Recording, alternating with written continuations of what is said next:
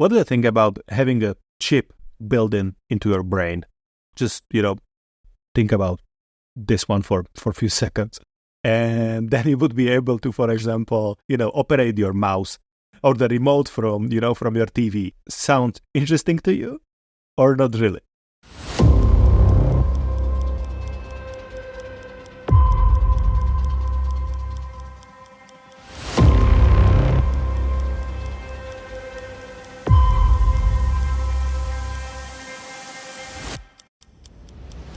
Hi, and welcome to The Wired Wisdom. Here we talk about today's digital marketing and tomorrow's AI innovations. Each episode of this podcast offers insights, trends, and tips for leveraging AI in your marketing strategy, making this podcast the must-listen for marketers, tech enthusiasts, and business innovators. My name is Jan, and I will be your host today. Enjoy! Hi, and welcome to The Wired Wisdom. As you see, and when you are interested in the world of AI, there is a new boom going on currently. OpenAI, so the owner and the company behind ChatGPT, just released a video editor called Sora. Sora will change the way how people actually create videos. Sora is a video editor, so it actually allows you to create videos from just a text or a simple prompt. From the first demos, which are now being released by testers, which OpenAI hired to actually test out the language, it's capable of creating pretty amazing things. Like, first of all, the difference between, for example, a runway ML, which I tested a couple of weeks back, and I mentioned it on The Wire Wisdom, and Sora is able to generate 60-second videos or up to 60 seconds. A runway ML or any other video editor or creator can generate 1, 2, or maybe 3 seconds, maximum of a video from the prompt. Sora can generate 60-second videos. Now, you will be able to generate any kind of marketing videos for your campaign or, social media by just going to Sora, inserting your prompt. Then in a couple of minutes, then your video will be ready. Which, when it comes to the question, like you will have 60 seconds of, videos, it's pretty long time, right? I'm talking now 1.5 minutes. And imagine that this speech with my face, for example, could be generated by Sora in a couple of, seconds or minutes.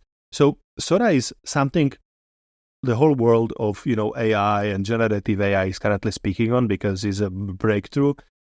It's not, the super perfect tool yet, because I'm also, being aware that it created a video, for example, of a person running on a, running belt, and the person is running backwards. So, sometimes the prompt can be understood differently and Sora can understand it differently, but still the quality of the videos, the way how it actually works, it's mind-blowing. Like, wow, okay, Sora is really something you should check out. I will include the link in description of this video and podcast. So go to the landing page, check out what Sora can do. I would say that you will hear the name coming out like every day almost.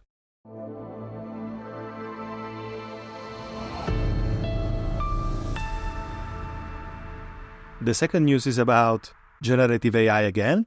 It's about Google and Google Bard, which was recently changed into Gemini.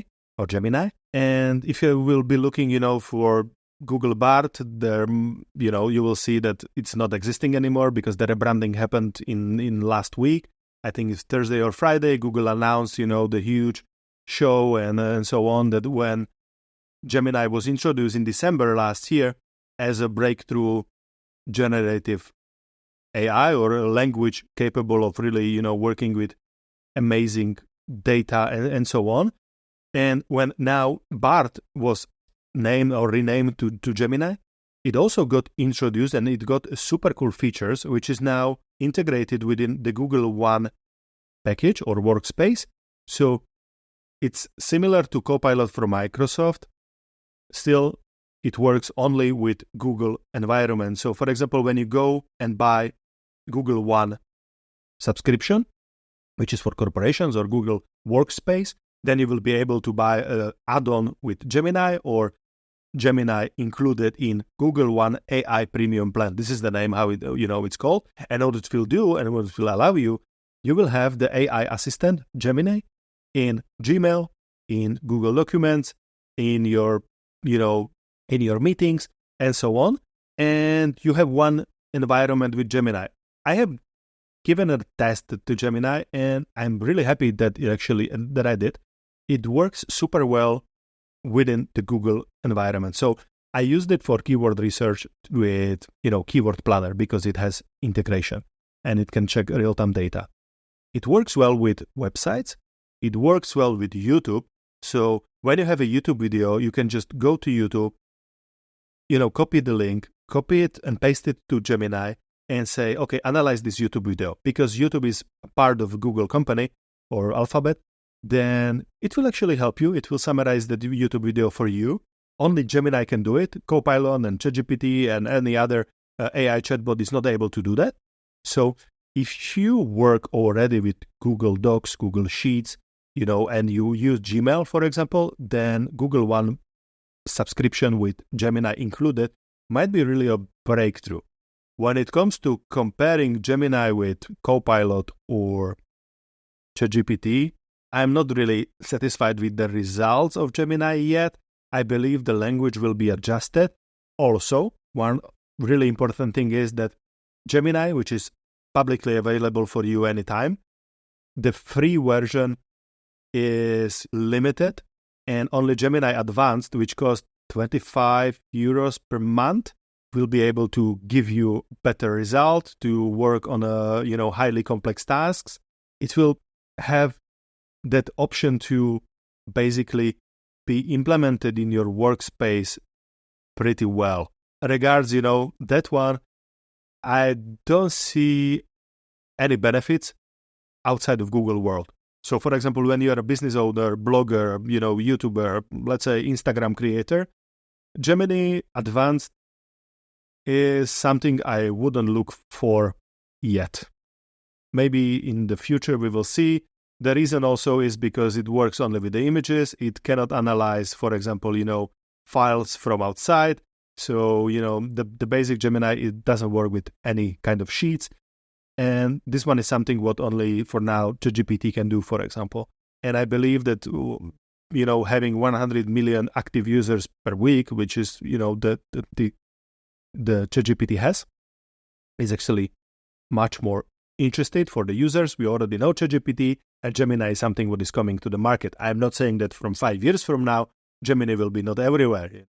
You have seen probably the latest Samsung Ultra S24, where Gemini is already implemented within the phone.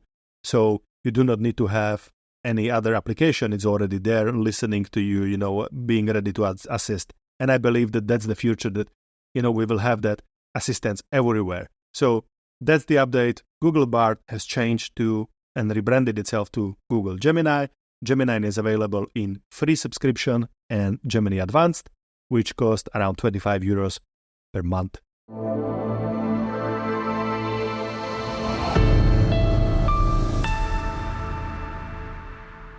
Have you seen the Super Bowl?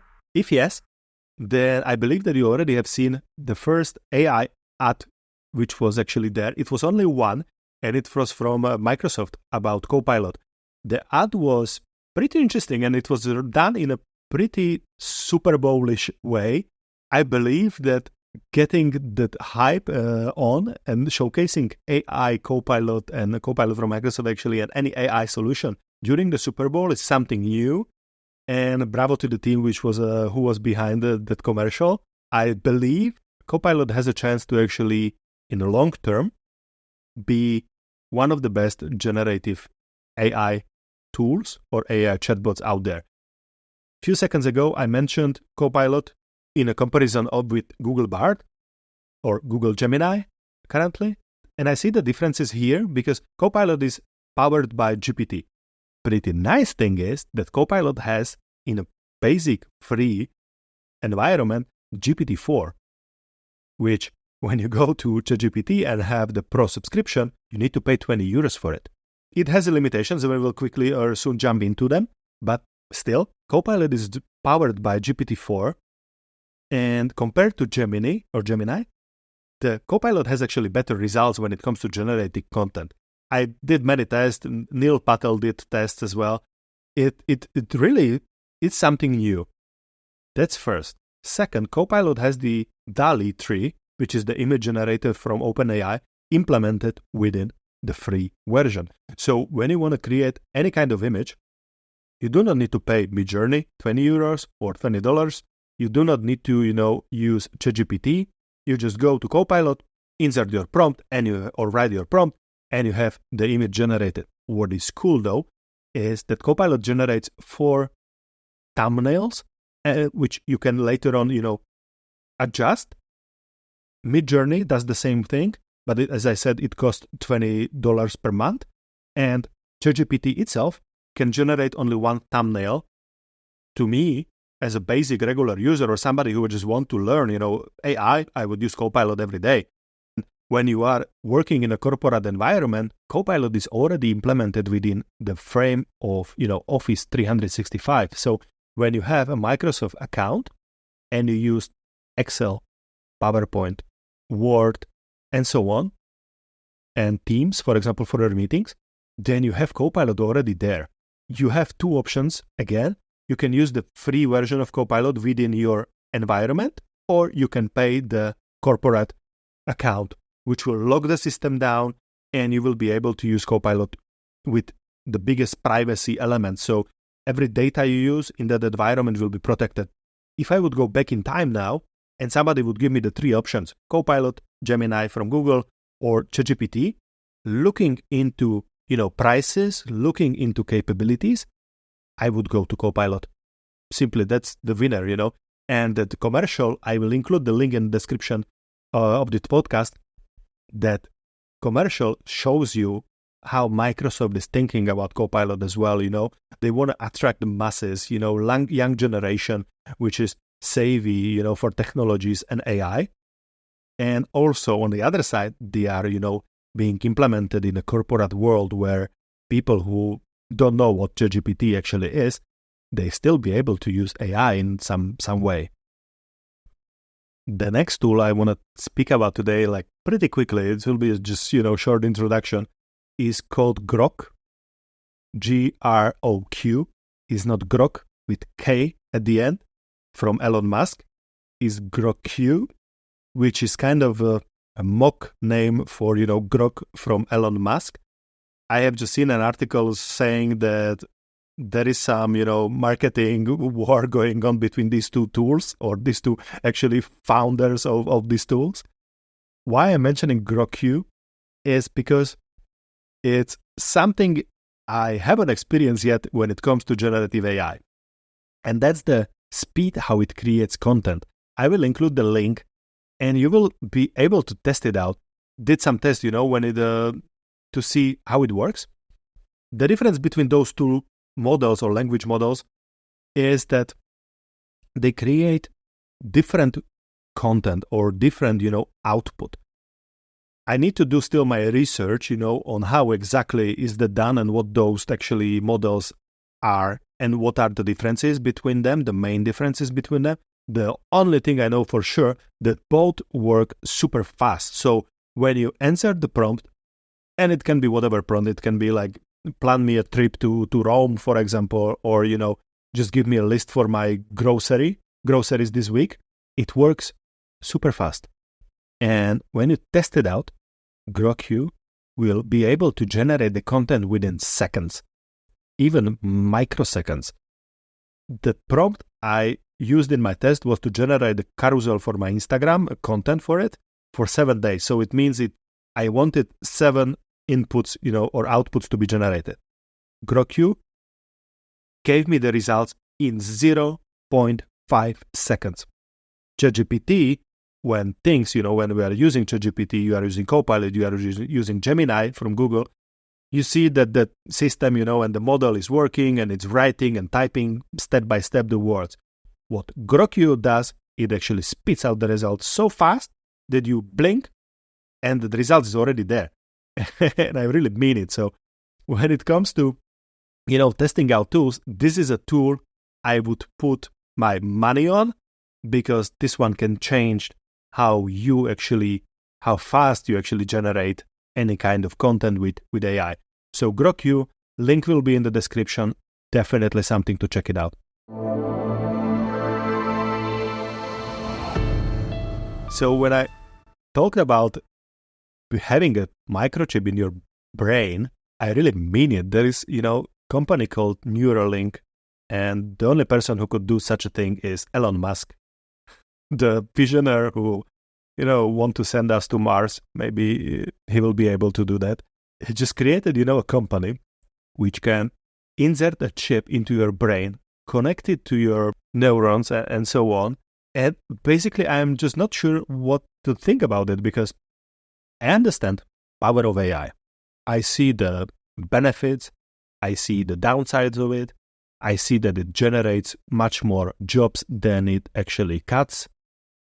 So that is actually a pretty nice way of, implementing AI in our daily life. But when it comes to having a chip in my mind that could, free my hands so I do not need to use mouse or keyboard, and I can just write with my thoughts, sounds like a pretty big science fiction. Total Recall movie with Arnold Schwarzenegger came to my mind when he had a chip in his brain. What's the ethical way of thinking in this one? Is it okay for us to change the humanity, change who we are, change the identity of us? Or should we just leave it as it is? I don't know. Let me know your ideas about this one and your thoughts. Just give me a comment, either or Spotify, YouTube. I'm just curious, what to think about it. Because for now, my first impressions are I'm not up for it. I like the way how I use my brain. Having a superpowers like it was in a Limitless movie where the guy was, taking pills to adjust his brain capabilities. That would be something amazing. If I could learn Japanese 30 seconds, I would go for it, right? But the more I think about it, do I really want that? I'm not sure though. I'm not sure. Thinking about it in a science fiction way sounds pretty interesting. I'm just not sure if I would like to go through that process. So this is what Elon Musk is currently doing with his Neuralink. They passed some tests and he was testing, and then there was a huge boom when he actually admitted that they are using tests or doing tests on animals, which is, another case. I don't want to, go in there. I just think it's unethical. That's my opinion. Yeah, I'm really curious how Elon, I think he should insert the chip into his brain by himself and, try to create the content on Twitter, or maybe build up a new Twitter, which would be, or X, sorry. I'm very sorry. I apologize. X, I've already forgot. I'm not using X anymore. That platform sucks. Yeah, good luck, Elon. Good luck, Neuralink. I am pretty much looking forward into the future. I'm really curious how it will be and where this technology will be in 5 years.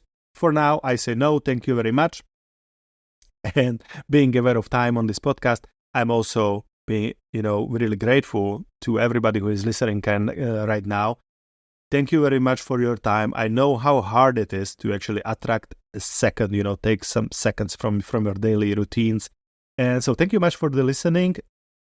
The big news from myself and my side is that I'm much more active as well on YouTube. So go and check out my YouTube channel. I'm showing there not only the news from AI world, but also tests when I test, AI tools. So it's much more visual. So yeah, I will include the link in the description of the podcast. And yeah, check out, give me some likes. I believe that everybody will find some value in the videos and the content I generate. If not, then, don't tell me. I still like to be motivated, to create new content. If there is something I can do to improve, let me know. I'm working very hard, and this is pretty honest, and I'm being pretty frank here. I'm working very hard on getting guests for the podcast. It's not so easy as you would think, and I'm saying this from the start. There are platforms that, okay, you can sign up for podcast guests, but when it comes to the discussions, it really, yeah, it's the hardest part when it comes to podcast. Record it, edit it, put it online. It's pretty easy. But to create the content which resonates with people, invite people which are on the same wave, and, we have some chemistry, it's pretty hard. Nevertheless, I'm not giving up. So there might be some new podcast with guests coming up pretty soon. Thank you very much for the listening. Have a nice day, evening. Enjoy whatever you do. Ciao.